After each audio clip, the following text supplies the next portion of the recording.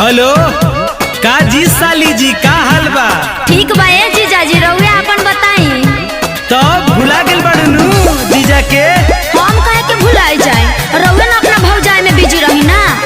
अरे भौजी हमार धन हई कि भैया के धन हई? अरे छोटा किंग सुन रे, अभाग दिन भरी हो चिल्लाते रहेली, लीर और भौजी बोलावे लगली, रुक जाई थोड़ा देर। दीदिया बोला बतिया भेंट कीजिए, आते हैं तो बात भर पेट कीजिए, समझ रहे ना जीजू?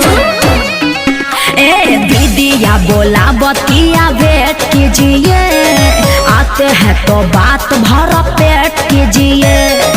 ए बाबू तनी धर ता फोनवा आवतानी। चाचा गोल लगताई। आदित रे।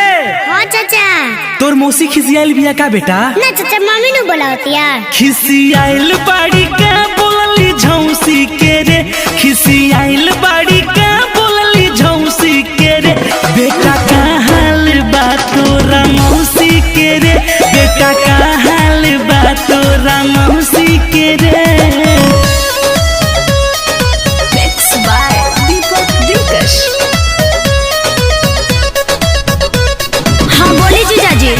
अरे हालो चलना कहलू ह चल गइलू ह, कोनो बात बा का?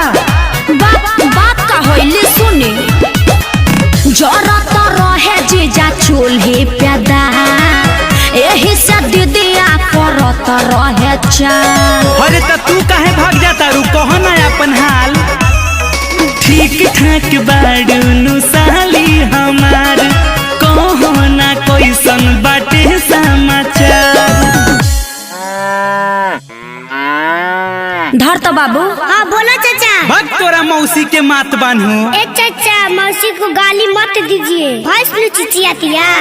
अब का घास डाले गोइली हो भैंसी के रे, अब का घास डाले गोइली हो भैंसी के रे।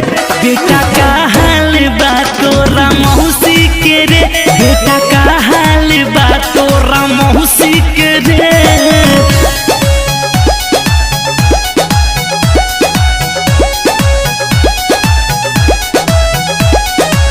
जीजा आइब ना, बड़ी मिले के मन करता रउआ से।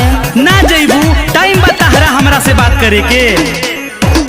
कोई बेरी कही रउआ तोर देनी मन, निमन न कोइनी जीजा अजय बच्चन। अरे ई कुल कह के मन मत गबड़ावा, आ जाई काहे ही बेरा।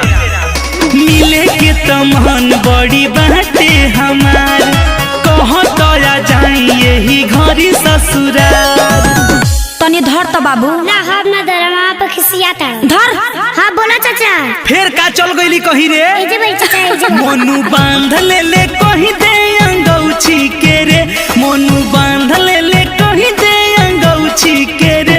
बेटा का हाल बा तोरा मौसी के रे। चाचा ठीक है बा, चाचा ठीक है बा, चाचा ठीक है बा। हाँ त रुक आवतानी हम।